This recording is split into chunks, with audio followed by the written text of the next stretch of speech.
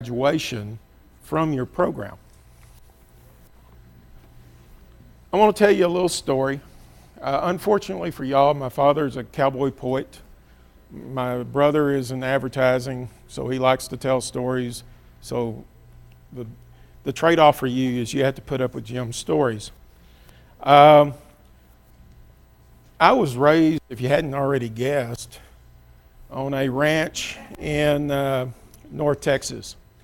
The ranch was 150 sections, and if you're not familiar with that unit of measurement, a section is 660 acres or 1 square mile. We ran about 20,000 head of cattle, combination of feedlot, grazing operations, and had about 100 head of horses. As you can imagine, it was a land that was fairly desolate, flat, not a lot of scenery going on. But from my perspective, it was a land of beauty. The sunsets in that part of the world are just absolutely spectacular. The sunrises are absolutely spectacular. And there are times during the spring when the calves are on the ground and the grass is tall that you can't think that you're not living in heaven. But as you can imagine, it's also a land of hard work and unique people. People with names like Deadwood. This gentleman here, he's a world champion bulldogger. If you don't know what bulldogging is, ask me later. A gentleman by the name of Bozo. And on a ranch, when your nearest neighbor is 42 miles away, they become your playmates as a child growing up. They become your community. And then there are some people that maybe you've heard of. Do you know this person? Yeah.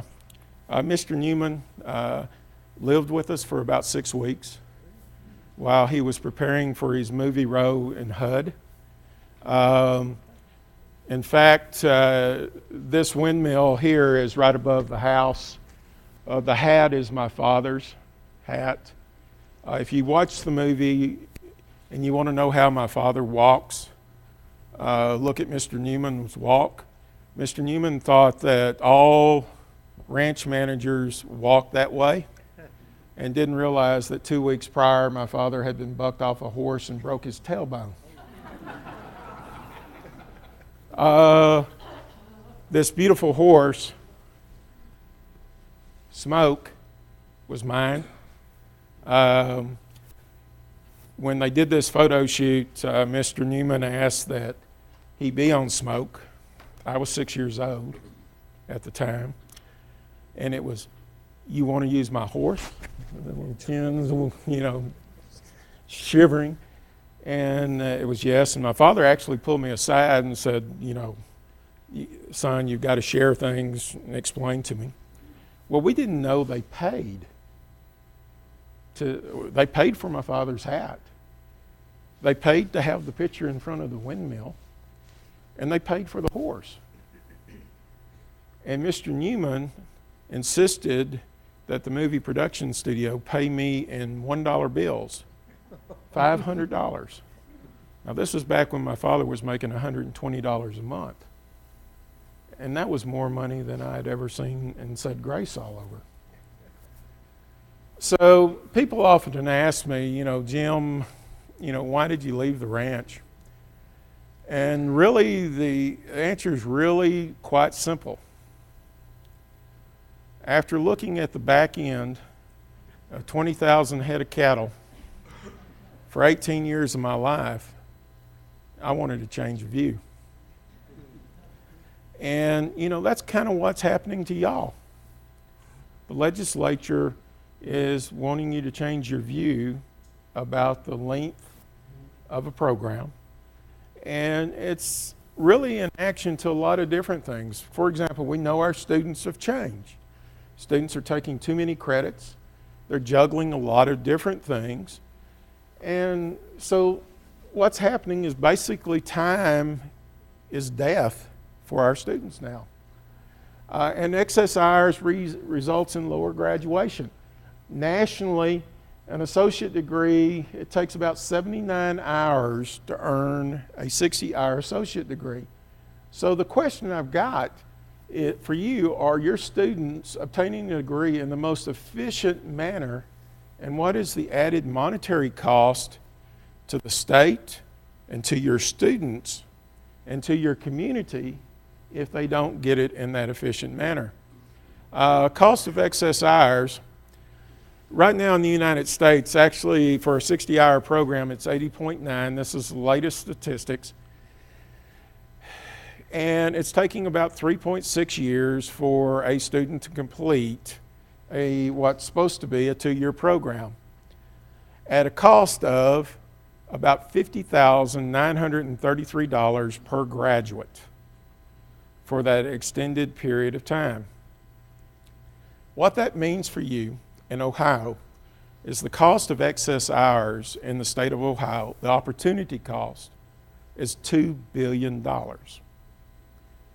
And the cost here at Terra State, because Jack asked for this slide, and so I was up till 2 o'clock last night doing the math, it's $19.2 million. Now, give me some slack on that because I was getting a little blurry-eyed, but it's going to be somewhere between 19 and 20 million for this college per graduating class because of the length of the programs that you have. So you've seen this one before, the average hours to degree. And what's the student mix? What percentage full-time? 35, good. 65% part-time. And that 65% part-time is actually very critical to us. In terms of the median years to graduation, y'all have been doing about 4 to 4.3 years to graduate on each of your graduation classes now for the past 4 cohort groups.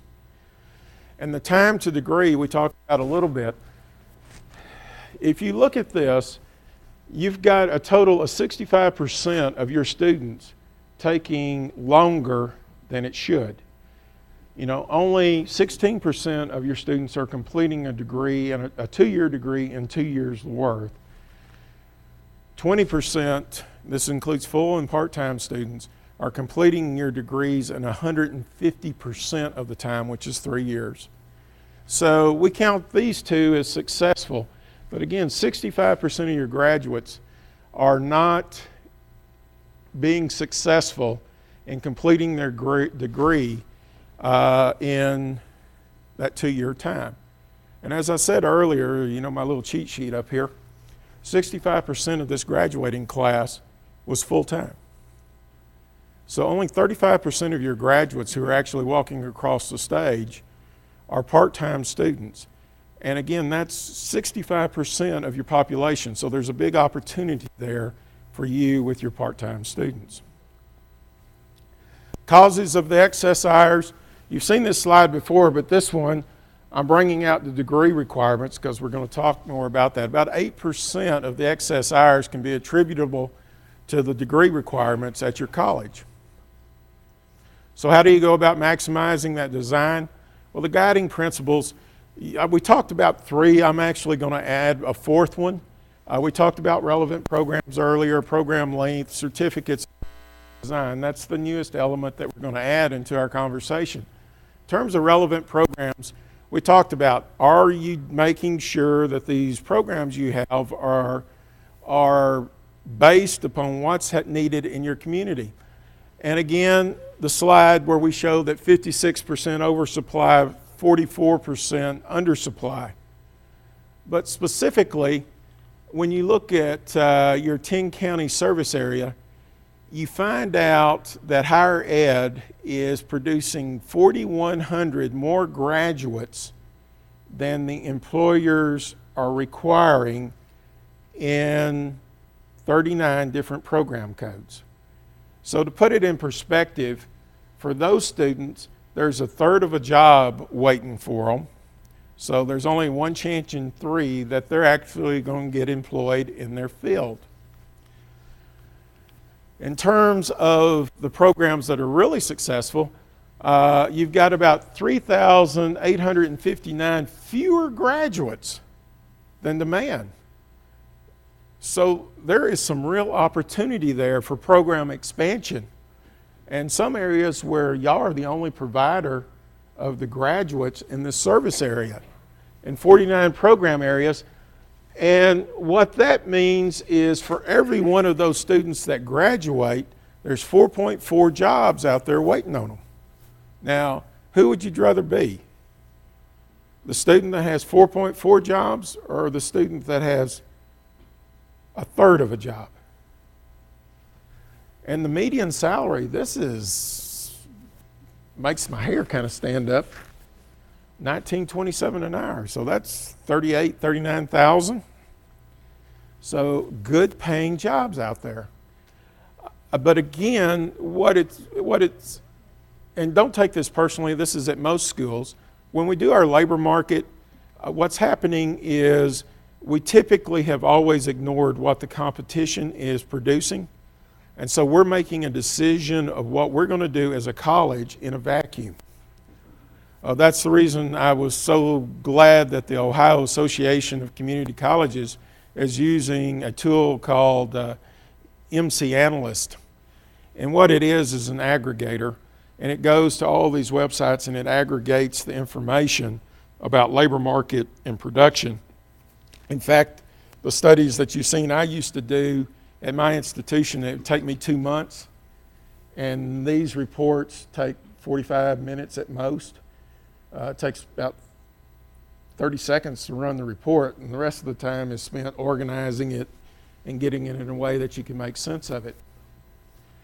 So you also see that the students are selecting relevant programs. So not only maybe are you not offering a relevant program, but your students are voting with their feet. So of the 81 degree and certificate programs I looked at, 37% had declining numbers of enrollments. Now what's concerning to me, that is a quarter of your total production. Those are programs that you're really going to need to tweak, or maybe more than tweak, but because there's such a significant number of graduates, they're probably not programs I would seriously look at inactivating. You got 18% or 22% of your programs that have not had an increase in the number of graduates since 2004. So if you produced one in 2004, you're producing one now. And 9% of the programs had not produced a single graduate in 9 of 10 years. And none of them were in the last 5 years, that production. So again, these are programs you're going to need to take a serious look at if they're going to be relevant. In terms of the programs that you ought to look at scaling, about 41% are having an increase, but this is the ones that really excite me. 9% of your programs now account for 27% of your total graduates. But more importantly, they account for just under half of your growth in graduates. 40% of the growth. And Jack, that's that statement of changes. So those programs you really want to take a close look at and say, maybe we need to expand these, but let's first look at the labor market, and are we just about at saturation? Are we significantly below saturation for those particular programs? So again, I shared this with you. About 1 in 5 programs may no longer be viable. So you know that. So that's one of the things that you're really going to have to take a look at. Again, we did the similar approach in Jacksonville, and I shared where we went from 236 down to 172. The result is going to be you're going to end up producing more graduates with fewer programs. In terms of the program length, I'm spelling impaired, and that didn't look like. And I just blew the setup. In terms of the program length initiatives, here's what's going to happen. I'm going to give you an insight in what you're going to experience.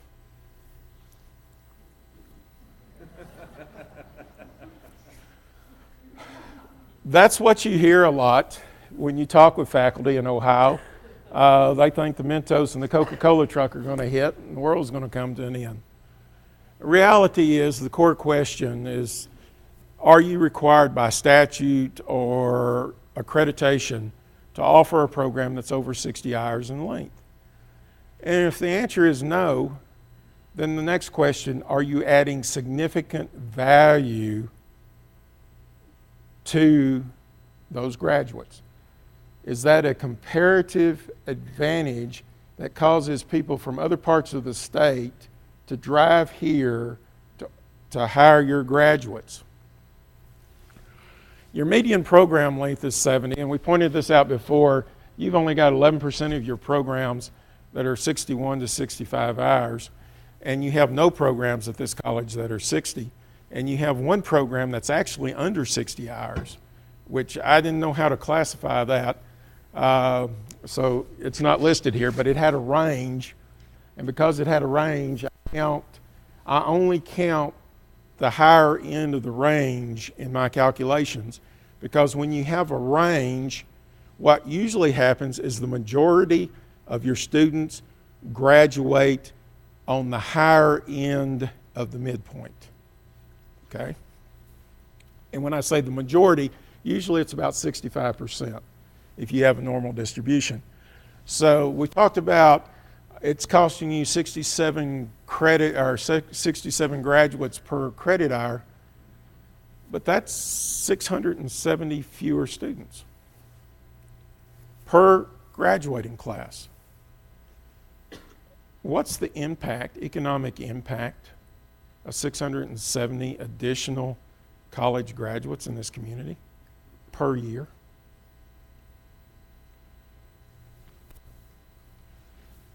And again, as you see, we're going to be going through some periods where the number of students is going to decline, and so by reducing it, you'll need fewer students to produce the same amount of students. And this, again, you've seen, this is why we're doing it. So this is kind of the setup.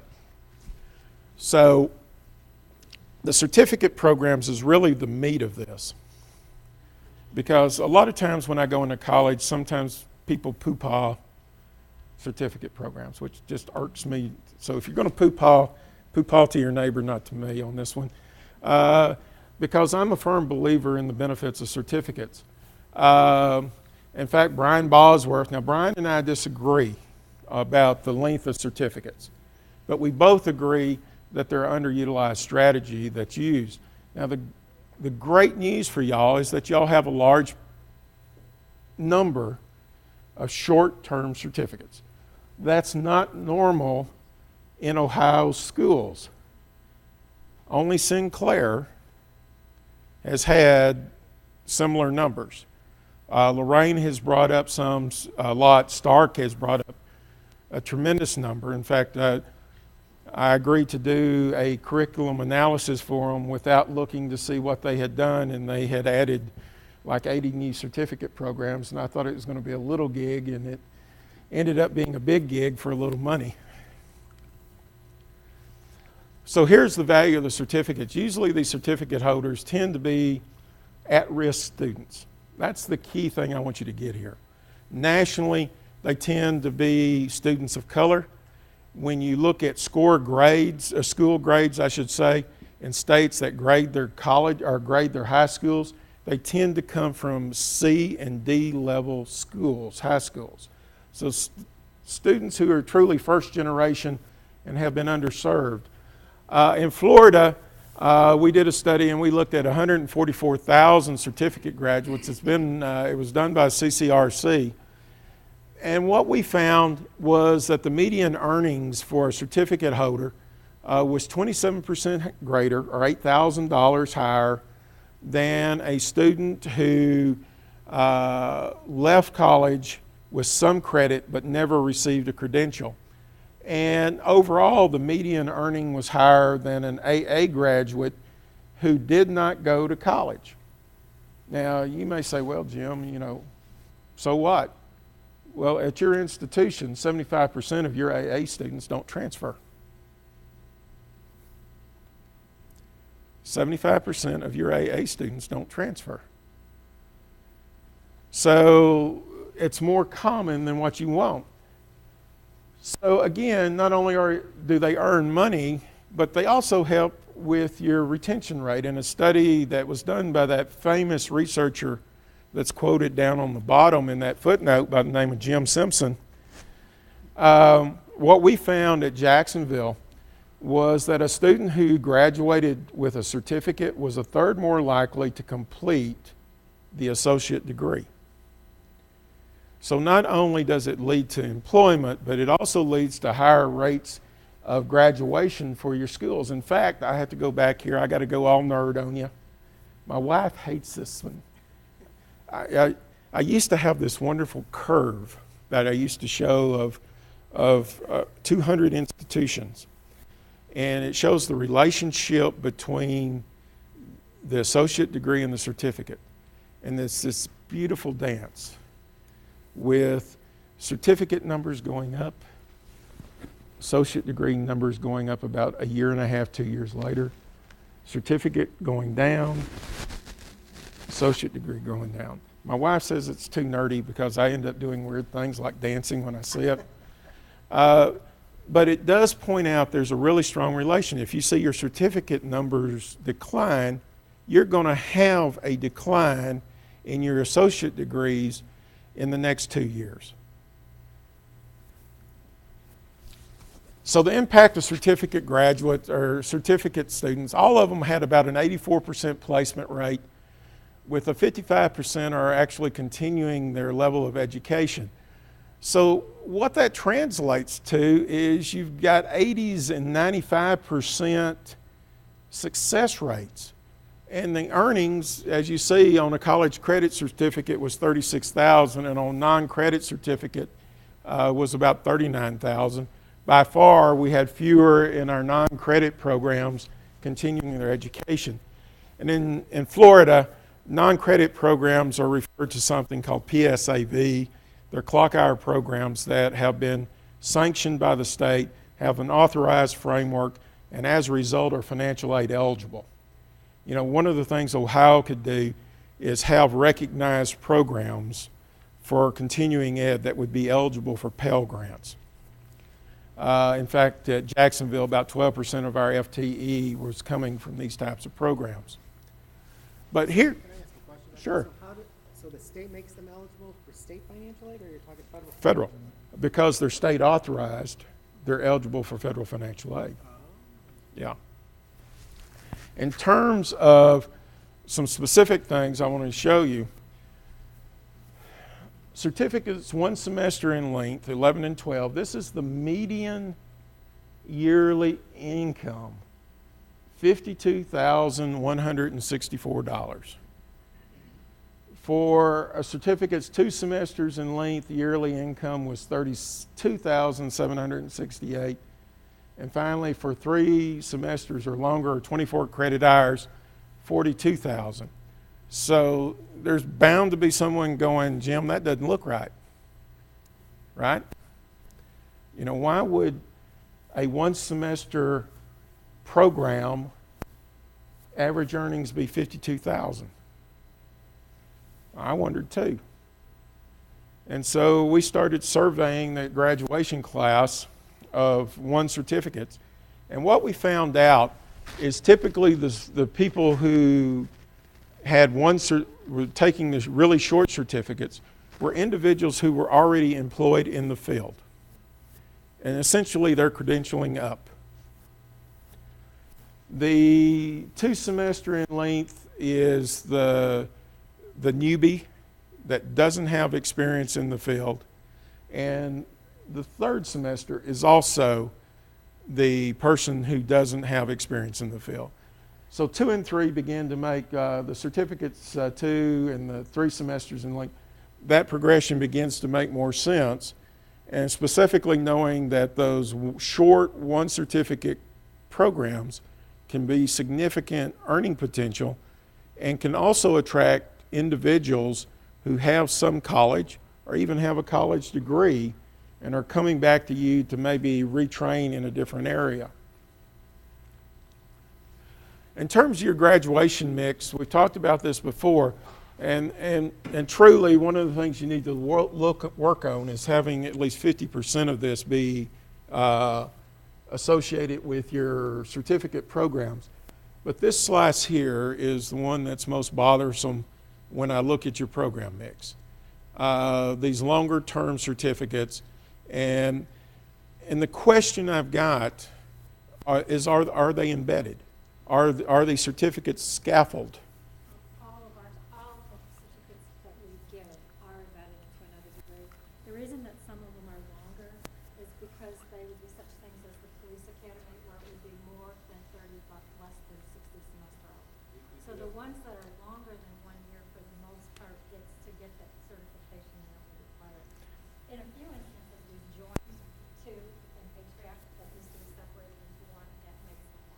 Well, the question that I've got on HVAC is when I join two, they should be scaffolded, meaning I'm going to give you a theoretical, okay? You've got a 15-hour certificate that leads to a 30-hour certificate. The 30-hour certificate is made up of all the classes that were in the 15-hour certificate that are made up, and then the 45-hour certificate consists of the other 3 certificates, the 30 credit hours plus 15 more, and then all of this is fully embedded into the associate degree. And when I say fully embedded, I'm talking about no electives. So you can't say, okay, you can pick this elective out of this program. It's all required courses in your certificate program. Specifically, the other thing I did notice is that y'all very seldom use Gen Ed in your certificate programs. And the challenge to you is why? Without going to a single advisory committee, I can tell you what your employers are saying. They're saying your students lack communication skills. They're saying your students lack critical thinking skills. What's your freshman English? Ah, communication, yeah. What's college algebra? Critical thinking skills. And so my question to you is, in those certificates that are less than 15 credit hours, why don't you have a freshman English in it? And those credit certificates that are less than 24 credit hours, why don't you have a freshman English and a math course in it? So, you know, those are some of the things that are some of the challenges that you have to look at. In terms of your certificate mix, again, this is really kind of pretty. I like this. It shows to me that there was conscious effort about 5 years back when we saw the big pop on the graph, when you added these certificates, to really kind of think through your mix. The thing that bothers me, though, it goes back to the longer term certificates. Over 30 hours, only 2% of your programs are over 30. And really, with most of your associate degree programs, there ought to be 3 levels of certificates. Now, I'm not going to say that that's a universal rule, because the first rule of certificates is job first. If the job doesn't exist, don't create the certificate, period. So make sure there's a job there, and it may not fall into that neat model of 12, 15, it may be 18, but you got to work it. So you shoot for 3 and scaffold them, as I talked about. And if you could ever convince your state to do an advanced technical certificate in the states that offer them is a certificate that requires the student to have an associate's degree before they can enter it. And it's usually intended for an individual that has an associate degree in an unrelated field. And it's typically no more than 45 credits in length. So that way you end up with 4 certificates around a cluster that's associated with a associate's degree. Now, when you look at this graduation mix, while accounting for 36% of your mix, with the longer certificates, they're only counting for 6% of your certificate graduates. I would expect that to be almost a third of your graduates. And so again, it goes back to taking a closer look at your longer length certificates and making a determination. I suspect there are some technical issues associated with how that scaffolding was done for those particular programs, that it's not all related to retention.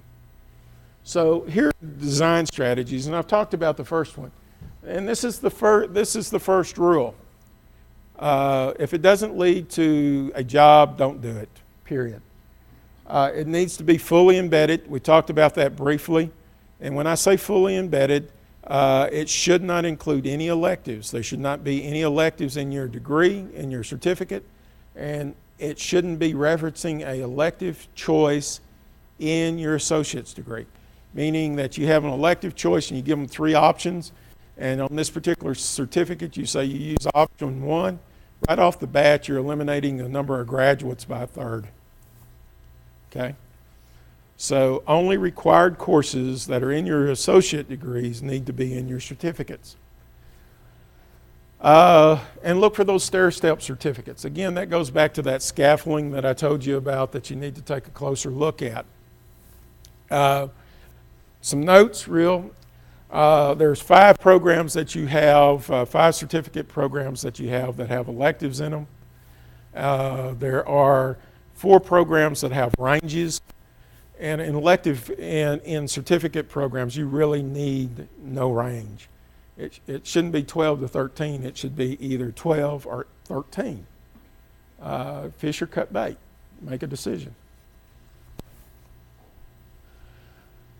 Include freshman level freshman level English in those certificates less than 20. That is research-based. Jim's opinion is it should be in certificates less than 15. Include math in certificates over 20. Jim's is if it's over 24, they should have already had their math. If possible, use the freshman year experience in those short certificates. Now I say if possible. In some of those freshman short certificates, if you add ENC 1101, or that's not what y'all call it here, sorry, your Gen 1000, then the chances are that you're probably really going to be squeezed for space to get the technical skills in. But at some point, maybe in that second level or third level certificate, no lower than the third level, that freshman year experience ought to be in there. And if possible, that longest certificate that you have, whether it be 30 hours or 45 hours, should have its own capstone that's different from the capstone associated with the associate degree program. You may choose not to call it a capstone. It may be advanced underwater basket weaving, which is my favorite program, and it serves as a capstone course for you. And in capstone, I mean it doesn't need to be an internship necessarily, just an all-encompassing course. In terms of program design, you're dealing with, first of all, realize you're dealing with first-generation college students. And as such, those first-generation college students may not necessarily have the appropriate background. They don't have the mentors. And I'll share you a personal story. And also they have limited access to advising. Nationally, in community college, the ratio of advisors to students is 500 to 1. And schedule barriers also come into play. The personal story, I'm first-generation student. Probably a lot of y'all are. Neither of my parents had gone to college. The part of the country I was raised in, there weren't a lot of role models for people going to college. So I went to college. I didn't know I was supposed to see an advisor.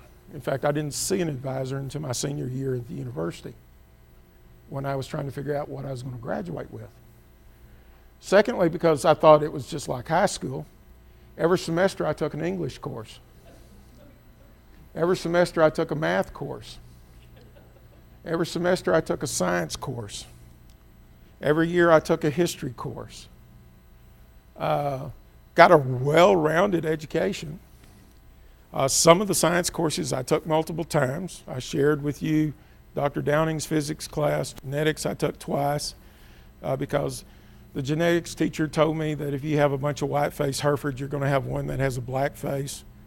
And I'd been around, almost 400,000 head of cattle and never seen one, and argued with him. Second time I took it, yes, statistically you can have a white-faced Hereford, and I passed the course with an A. So, but I was that first-generation student. How did I graduate within 4 years? I walked around to every school at our university with my transcripts and said, "Can I graduate?" And finally found a school that said, they were a new school and they were desperate for people to graduate, and they said, "Yeah, we can work with this." Yeah, and that's how I graduated with my undergraduate degree, which is an undergraduate degree in social work, of all things. Okay? Y'all are laughing. So again, the other causes of excess hours that account for 41% of the reason that we have excess hours are specifically related to things that these students who are first generation will do.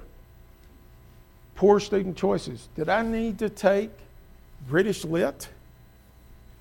Did I need to take invertebrate zoology, anatomy and physiology, genetics in order to have a degree in social work? Probably not. So I made some poor choices. And then again, the W grades, because students don't understand the importance of W. They cannot get, you're not supposed to make L's. But W's to a lot of students is no harm, no foul. And they really don't know what that's actually doing to those. And that's the first generation problem, so that you're trying to correct. So how do you correct that? Well, you need structure. Students are more likely to persist and be successful in a highly structured program. If you want an example, I've been running from the Allied Health this entire meeting, so I'll move this way. Use Allied Health as an example, okay?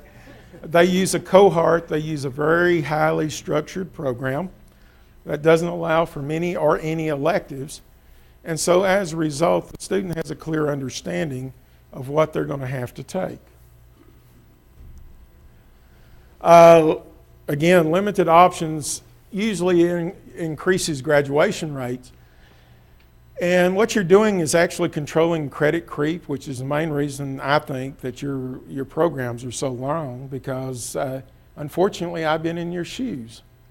And I know where it came from, because when I was in Texas, we didn't call it FTE funded, we were clock hour funded, which was the same thing. And in order to maximize funding, you made your programs longer. And as a result, we saw creep in the state of Texas.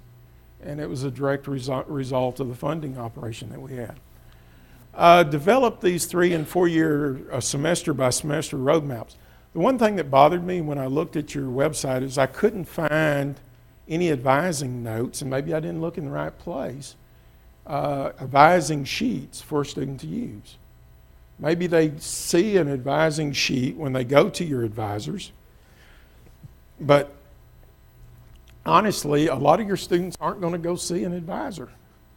So do you have a roadmap that shows this is what you need to take in the fall, this is what you need to take in the spring, and this is what you need to take in the summer? And then, of course, simplify your programs, and if you can, get rid of those ranges. So structure does eliminate some of the mistakes that this first generation students like Jim Simpson would make. Now, good program design, at Jacksonville, we looked at the research. It said limit your options.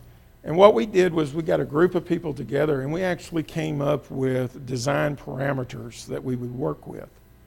And one of the design parameters was a 1-to-2 ratio on electives. So what that means is if I have one elective course, you're only going to have 2 courses worth of options, A or B. You're not going to have A, B, C, D, E, F, G, H, I, J, K, L, M, N, O, P. You're going to have two options. First of all, I don't know how you assess A through Z options, because when you start moving into assessing learning outcomes, that increases your level of complexity by into the infinity power. We eliminated or statements. Take this or this. Fish or cut bait. Pick one. That's the same thing as electives. And then the thing that y'all do is wild cards. Wild card elective is any program in this, any course in this discipline, or any course at the college. That's an issue. Because how do you know that any MGMT or whatever your management is, any management course is going to fit the learning outcomes that you have for your specific programs? And then you want to capitalize on program cluster synergy, which y'all are trying to do now with your business programs, where you will have a cluster of programs, and I've got an example later on I'll show you. But what you're trying to do is to lead people to make a more informed decision. And you're guiding them in that way. Now I'm going to scare everybody. We're going to talk about behavioral economics, because Jim's really trying to sell this point that choice is not that good. This is Jim's behavioral economics. This is how I invest. I get greedy, I buy, the market crashes, I get scared, I sell, and then I keep going until I go broke. But what we know about behavioral economics is that too much choice leads to indecision or poorly informed decisions. My wife does not send me to the cereal aisle anymore because I freak out. And then I grab the Cocoa Puffs, okay? So not a good choice, poor decision. And so a substantial number of people, research has shown, will accept what you would make as an informed expert in the field, that this is the course that they ought to take. In fact, there's a really good research that CCA uses that's been touted for years. They were looking at people with optional retirement plans, 401ks, and what they found is that for every 10 plans they would add to the choices that you could make, participation rate dropped by about 2%. Where if they only offered 2 plans, they would get 75% participation.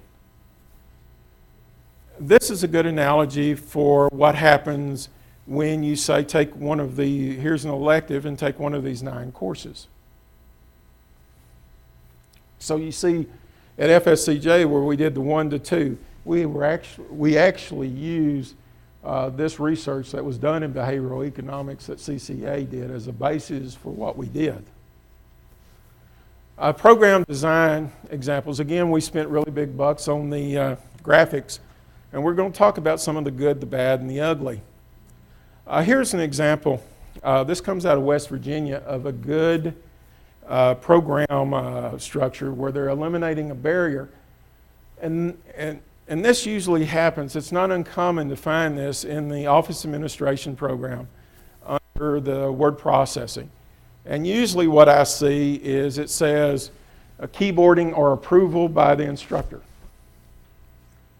Okay.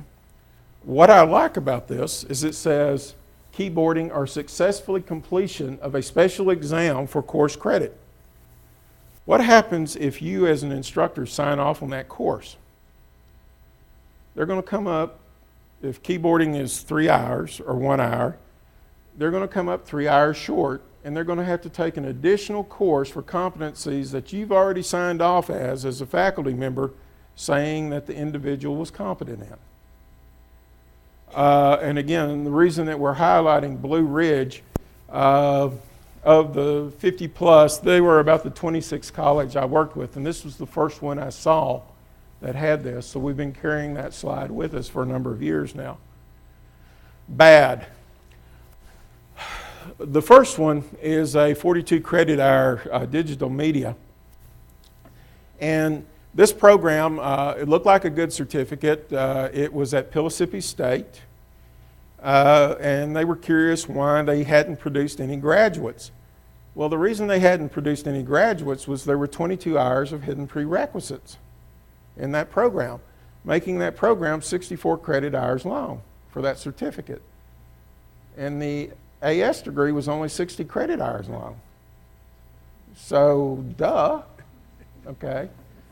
That was an easy find, you know, and again, it wouldn't make a difference.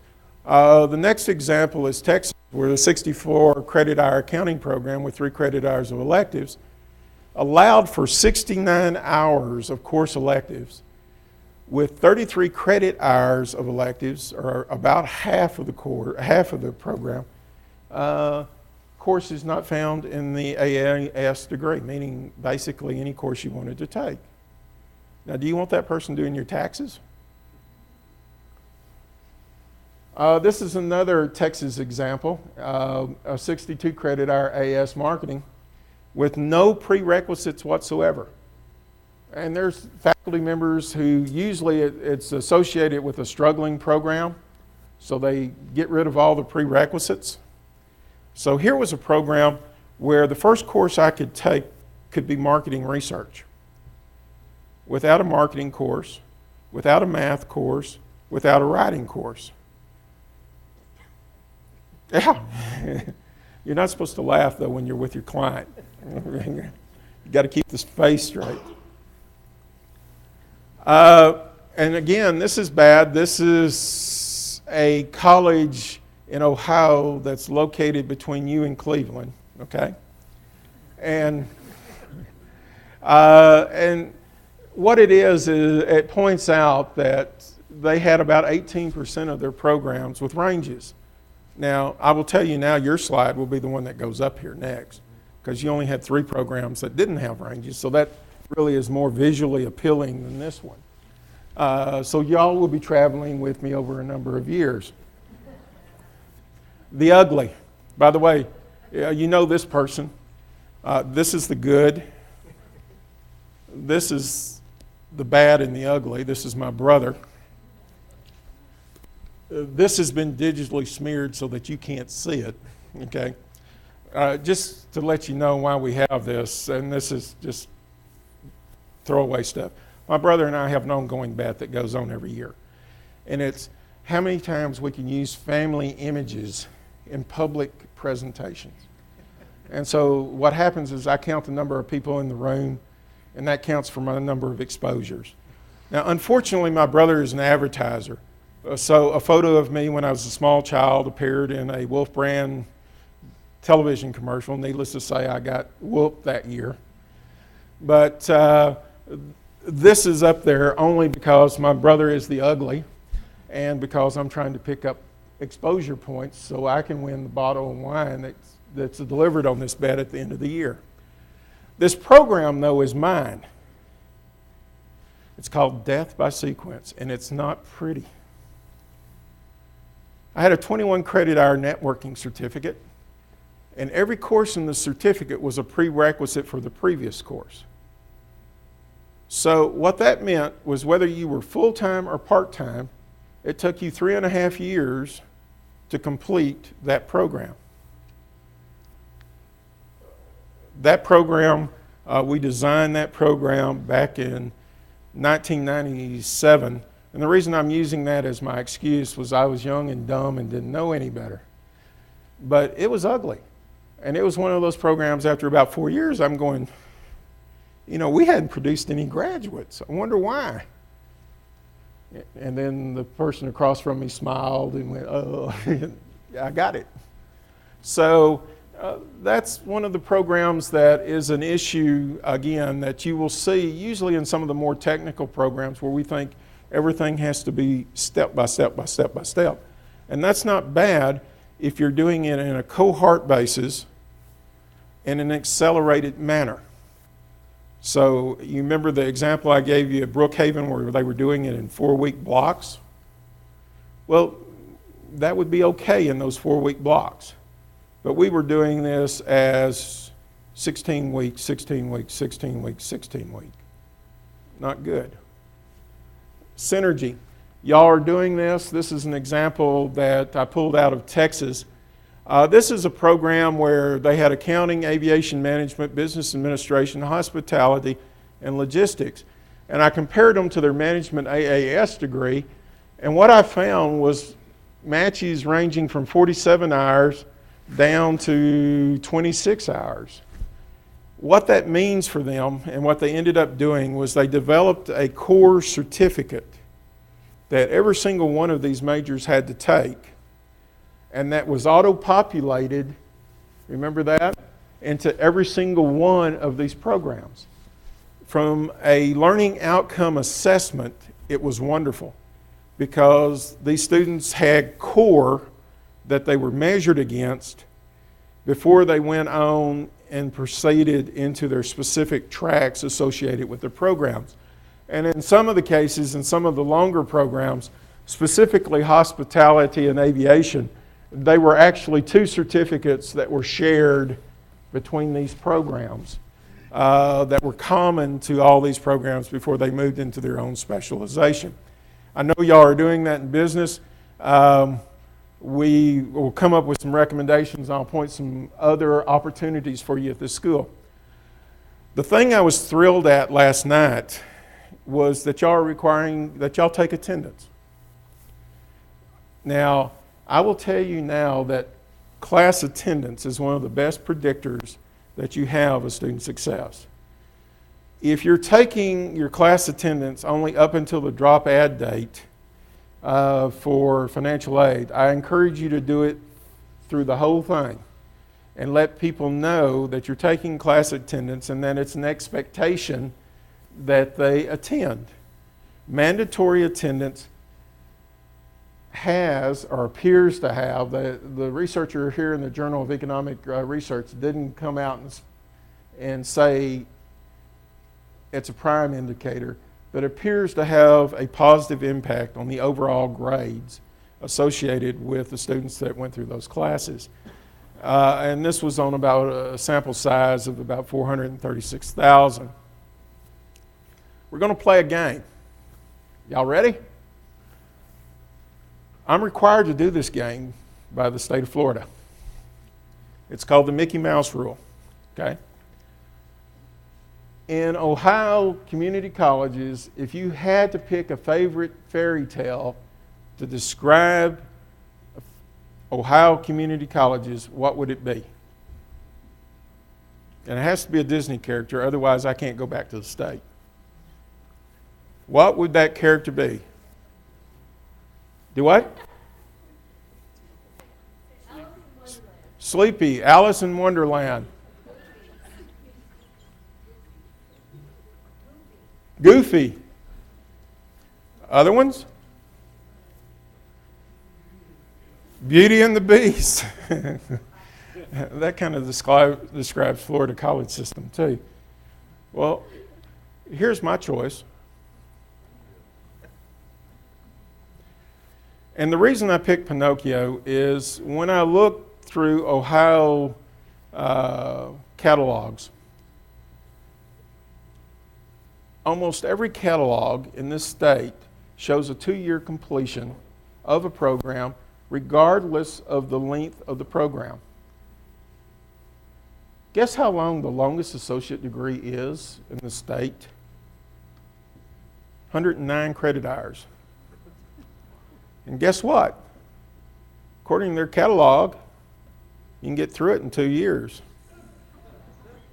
Why are you laughing? The issue that I saw with your catalog was there was no layout. You did list all the classes, but you didn't provide the student with any idea of the sequence. And when you do make that change, please, please, please don't do 2 years for every degree. Because you've got some programs that are 81 credit hours long. Can you complete 81 credit hours in 2 years? No. So watch out for it. In fact, this This is the formula. Use this. This is the gold standard. This is how the U.S. Department of Ed does their calculation for your FTIC graduation rate for program length. And if you want Jim's common sense metric, just divide by 20 instead of going through all the other steps.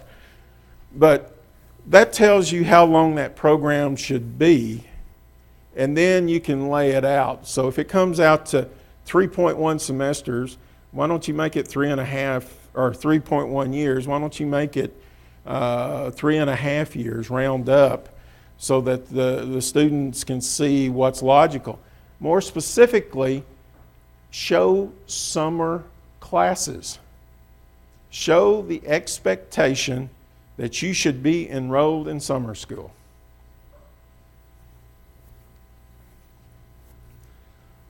Oops. Okay. This is the point where the camera people need to be out of the way of the doors, because this is the point where I'm going to start dissecting programs that are associated with Terra. Okay? And I love you, but. Here's an example of a cluster. I was looking at your CIS, your desktop support management, and your system networking. And as I was thumbing through, I started noticing a lot of similarities in the courses. And when I took a close look, using this as your base of comparison, desktop publishing shared 50 hours, systems shared 46 hours, and they all three together had 43 credit hours in common. What this means is this is an opportunity where you could set up 2 common core certificates shared by all the programs.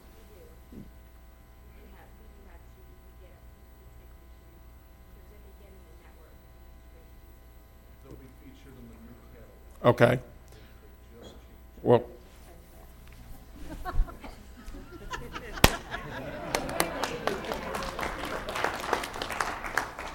cool beans.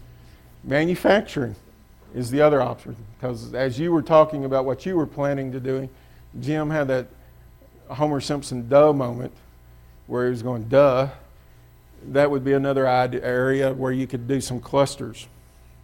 And basically what you're doing is a meta major, except on a smaller scale. So that's the reason I call it a cluster strategy. Again, it may not be the best choice in terms of calling it a cluster synergy or whatever, but it gets the point that what you're trying to do is get a critical mass in a program, moving them forward before you have to divide them up. When I lived on the ranch, suites were uncommon. And the reason they were uncommon is we could only go to town once a month. And pecan pie was my absolute most favorite dessert. And of course we didn't have pecan trees, so we had to buy the pecans. The only issue was that if Mom made a pecan pie and we didn't invite the hands down at the bunkhouse up to eat with us, that meant we could divide that pie into 4. And Jim got a quarter of a pie. If we brought the hands up from the bunkhouse, Jim got a 1/16 of a pie. A lot of times that's what we're doing, because what we do in our programs, even in those I've seen that synergize, they synergize real early and then they just break them apart. So everybody's getting a 1/16 of the pie. So you're forcing a population of students. You're a small school, and so you really want to try to keep those students in a critical mass as long as you can before you break them out and begin to divide the pie. So if you got 100 students and you've got 3 options, at most you're going to have 33 in each option. If you have 10 choices, the most you're going to have is 10 in each option. And so as a result, you're going to have major decreases in your efficiencies associated with your programs. Okay, I need to hide again. Nursing. Yay. Okay. Some of these are going to be common to all. The program's 74 hours, which really didn't surprise me. Most I see are 72. New York's a little strange. You see some odd things like 74 and a half. Really odd things in New York. I couldn't find a degree layout in your catalog, but that's going to be universal to every single one of your programs. There may be an advising guide out there that I haven't seen, and my guess is when I look at it, it's probably 2 years to get through the program. If I was to guess, maybe not. The biggest issue is you had some hidden prerequisites. Oh, y'all know this. Again, unfortunately, I was on the negotiated rulemaking for gainful employment. And so your program is violating what's called the misrepresentation clause of Title IV. So what that means is if this program continues on, you're going to have to restate it as 83 credit hours in length. Okay? The same issues appear to the LPN to RN program, the HIT, and the clinical lab. Same issues. The pluses, the things I like about your program, no ranges in hours. Yours is one of the few programs that had no ranges in hours. I love the college seminar, and sometimes that's an issue with faculty, but again, I think until you have evidence that it's not doing what we think it does, you should maintain it within your programs. You're one of the few programs with no wildcard electives, so I love you for that. Oh, and you not only had college seminar in the first semester, but you had a freshman year experience required, so I'm being redundant in that particular slide. Ag Business, your new program, and I was sure cringing when your president was talking about your Ag Business program and thought, oh my God. I'd wished I'd picked another program. Program length, 68 to 71 hours. Again, the program length is over 60. I have some significant questions about that because in Florida, the framework for our agribusiness is 60 hours. Now, I realize corn might be different than what we grow in Florida, which is oranges, but I would think they'd be kind of sort of similar since it has business in it. The program has a range 68 to 71. Again, if you were to look at your records, you'd see more than half of the students are graduating towards the 71 end. Time is death. And again, I couldn't find a degree layout, and I don't really know the year of the degree. The biggest issues were 32% of the courses within this program were electives. So when you get ready to do assessment, you just increased the complexity of what you're going to have to do. At most, you should have one elective choice in a 60-hour program, and then you should look at the nurses and rethink that and not have any elective choices. And one of those choices was a wild card. And I can't remember the specifics. I can look it up on the spreadsheet I have. But it was basically you can take any course. And so again, it increases the complexity. And it goes back to the statement I made about behavioral economics. What's happening is your students are sent by their spouses to pick out cereals, and they're picking out Cocoa Puffs or Count Dracula. Plus is the freshman year experience, and the other plus is that you had a capstone experience, clearly identified in the program, which is always a great place for your final assessment of your students to see if they've got the skills. Healthcare administration. Where's my healthcare administration folks? Okay. Notice I'm moving, when it's good news, I'm moving over towards you. It's actually 65. Well, in the catalog, it's listed as 68. So it's 65. Can't you get it down to 63? 62? How about 60? The program length is 68 hours. No range. It's over 60. Couldn't see a degree layout, but again, commonality. It's over 60. Here are the pluses, no range. You only have one elective choice. I loved it. And you specified the course, so only about 4% of the program is in electives. No wild card electives, no hidden prerequisites, a freshman year experience, and a capstone. Cha-ching, cha-ching, cha-ching, cha-ching, cha-ching. A really good program. Yeah, give it up for them. Yeah. I just have a question. When you're talking about electives, are you talking about pre-electives or gen ed options that apply to the degree? I'm talking about gen ed electives. Gen ed options, I count those. Okay, because in Ohio, the way the gen ed is laid out by statute is there's a pathway with options. Yeah, there's a Chinese, in every state I go to, there's what I call the Chinese option. One from column A, one from column B, one from column C, and there'll be a listing. You're allowed, under every state statute that I've seen, including this one, to make recommendations. And when I say make recommendations, you can say, take one of these 465 humanity courses, or you can say, but we recommend you take this specific humanity course.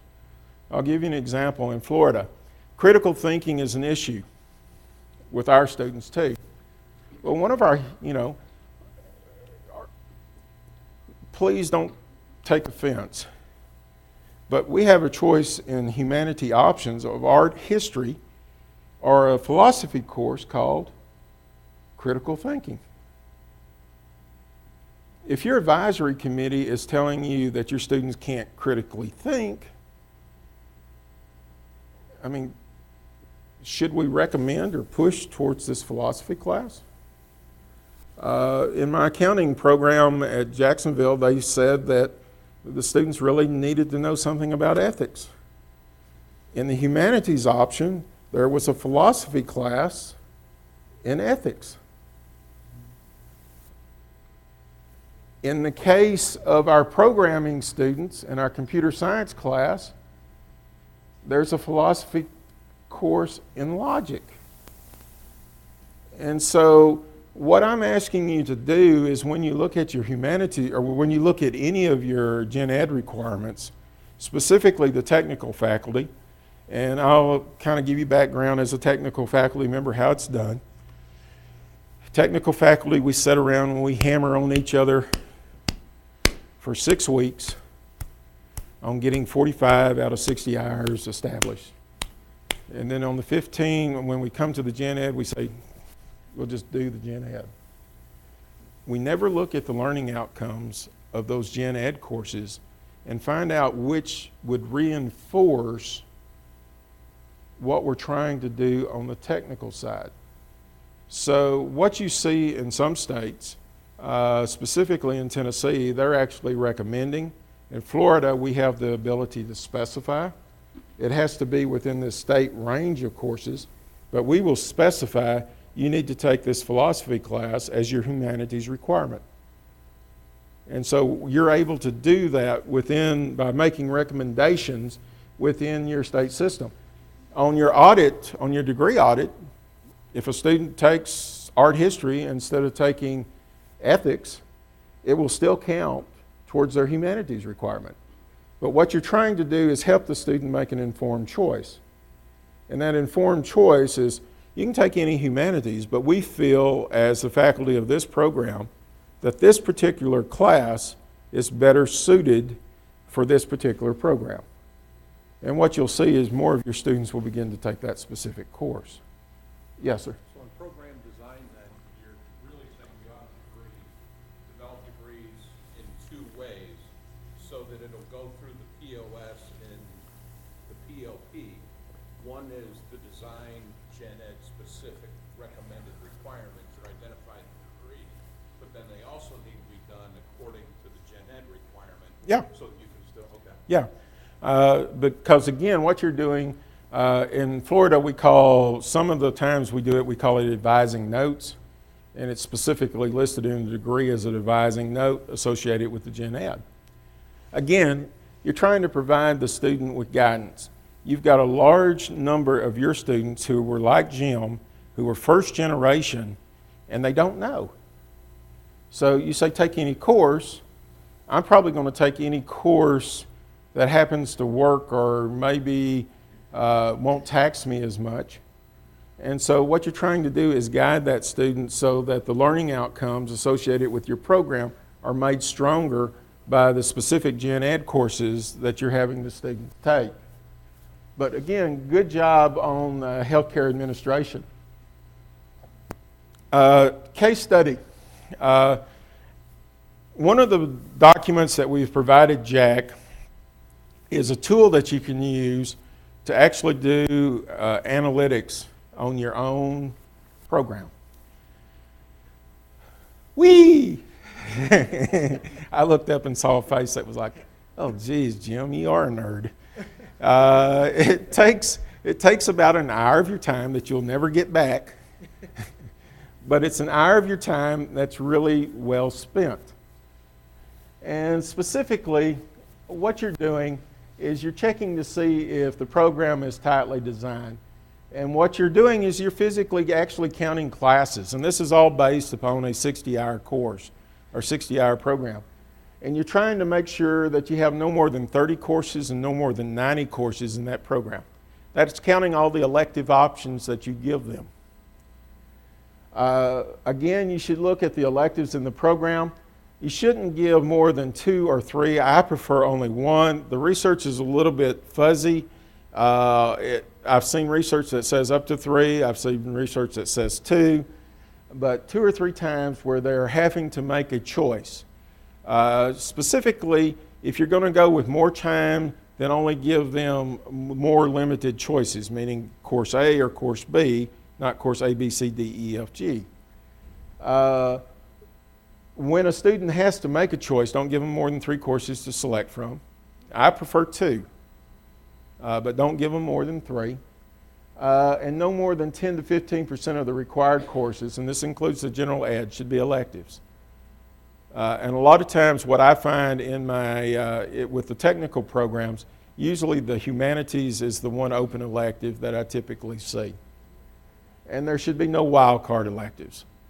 And specifically, I'm talking about wild card electives outside of the humanities area, outside of the gen ed area, where you're saying any MGMT class or any whatever the other type of class will be. The other part are you're looking for prerequisites and co-requisites that aren't in the program. And I've given you a really good template that I stole from Stark State. They were the first college to use it that I saw, and I've ripped them off. I've stole it blindly and have not referenced it, nor did I ask for permission for copyright. So use it at your own risk.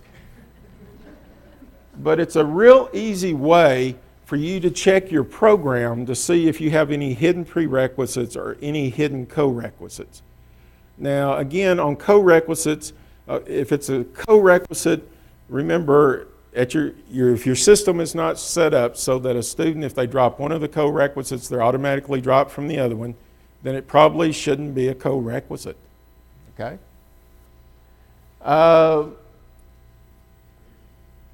Are there any pre or co-requisites that can be demonstrated so the course is not required? That goes back to that keyboarding example. If you have the words for approval by instructor, that should be a walk, not run.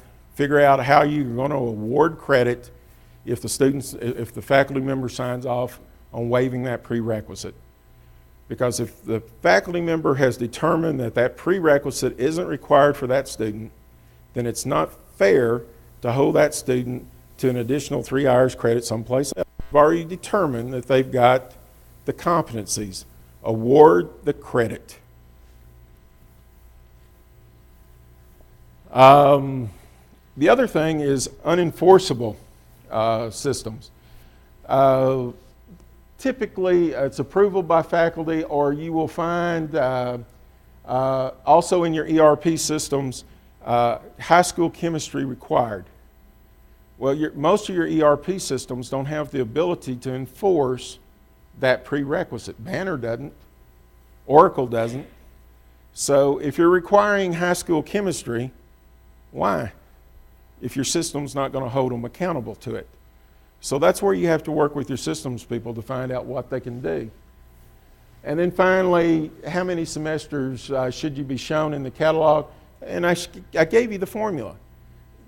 This one size fits all doesn't work. So you're going to have some programs that are going to show 2 years. Hopefully all your programs will be 60 hours, so they can all be 2 years. But you're going to have programs that are going to be 2.5 years, 3 years, whatever the case may be, to come out under that 150% rule. And finally, I want you to look at the critical pathways. And what you're doing, I actually, in that template, give you a map or a template where you can actually plug in the programs or courses, and it will create a critical pathway for you. I know that's kind of nerdy. That looks something like this. And this is an actual course. The case that you have in the materials I sent Jack is one of the programs at my college, Central Florida, that we did. It's got some issues. And we also sent you the answer key. So you can work through mine and then grade yourself. And then when you score 100 on the case, you can move on to your own program. But what this points out is the critical path. College level English is a critical path for this program. The first level of accounting is a critical path for this program. And finally, we've got a hidden prerequisite down here that we identified that we've got to address in that program. And this is a program that has a required framework of 60 credit hours. So we have to make some adjustments in that particular program. But what this does is give you a nice summary of what needs to be corrected or what needs to be modified, or gives you guidance and maybe what you need to do associated with your particular program. Some general lessons learned. Utilize outside sources, and one of the things I'd recommend you do is take advantage of the Florida's curriculum guidelines. Just so that you know how our curriculum guidelines are set up. We actually have a statewide advisory committee of industry that come together. So just like your local, except it's for the state, and they get together and we do just like you do at the local level, but we do it as a state. And you can go on this URL and you can actually find those frameworks, and that framework will tell you specifically how long that program is, and will tell you the learning outcomes associated with that particular college credit, certificate, or associate degree program. If you're looking for non-credit programs, you're looking for the words PSAV, and PSAV is Florida speak for non-credit program. And you'll see a complete range of certificates that you could choose from in those particular programs. Finally, review your programs for hidden prerequisites. That's the most common major issue I found, and the nurses have already found it. Reduce your elective hours. And finally, if you think you've embedded too many certificates, chances are you still haven't. Yes, ma'am. What's your experience with eliminating some of these prereqs? Because when we became accredited, our accrediting body is under the auspices of what you just cited, United, what was that thing? Mason is associated with Terra had the Department of Federal. Yeah. So we are accredited, but we really had to dance around that issue, and I don't think we're going to get away with it again. No. So If I that's what I'm asking you, what's your experience with prereqs outside of nursing? We're going to have to. You got to show them. Or get rid of them. Or get rid of them. I can tell you this. I know for sure I'm going to heaven because I spent 6 months in hell as the interim financial aid director for Florida State College at Jacksonville after we paid $8 million fine to the feds. Yeah. And what I would tell you, if I put on my devil's horns from that experience, was that we wouldn't pay you on financial aid because for any of your nursing classes. Because I completely understand it, agree with that. So either we get down to 60 hours and get rid of prereqs, or we fight the battle of no, you got to have prereqs. yeah. and have them incorporated in. Yeah, contact Stark State. They've been real generous with me. They spent over $20,000 having a consultant come in and take a look at their nursing program, and they actually came up with a 64-hour framework that I ripped off from them, that I asked. And if Stark State won't give it to you, give me a call and I'll ship it to you. Because no, it hasn't been approved yet. It's something that they're working with, and I was excited about it, and have shared it with our nursing faculty, and they're thrilled because they got around some of these issues in terms of identifying what prerequisites they really needed to get rid of to ensure that Jim is not going to die when he goes to the hospital. And that was really the bottom line for me. You know, honestly, if you need 86 hours to keep Jim from dying, by God, do 86 hours, okay? Well, we can get it down. It's gonna be, no offense, it's gonna be our internal.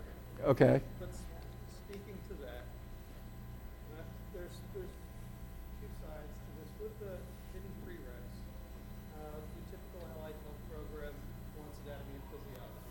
Very relevant. Can't ditch it. That comes with, understandably, a prereq for that, and then a prereq for the prereq for that. That's exactly what I'm talking about. There's 3 semesters right there. Right there. Well, The health program just wants A&P, but there is reason to have a prereq, the prereq. why do you have a prereq to A&P? That one I Why can't do we? Yeah, Florida doesn't. I can't answer. can't answer. And you know, last time I checked, leg bone's connected to the hip bone. I mean, One thing I want to mention quickly is that when we have a joint division meeting for the academic affairs, Jim's going to be at that. Okay. And we can go some things up for discussion. well, guys, I appreciate it. Thank you for coming. I hope I gave you something to think about.